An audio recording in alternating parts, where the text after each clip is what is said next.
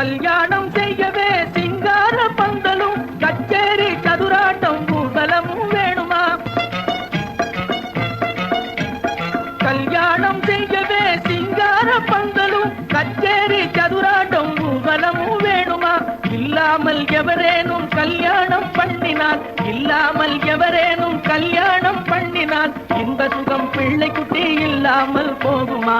நான் சொல்லும் ரகசியம் கண்காணும் அதிசயம் நன்றாக எண்ணி பாருங்க, இதை அவசியம் அவசியம் அவசியம் அவசியம்.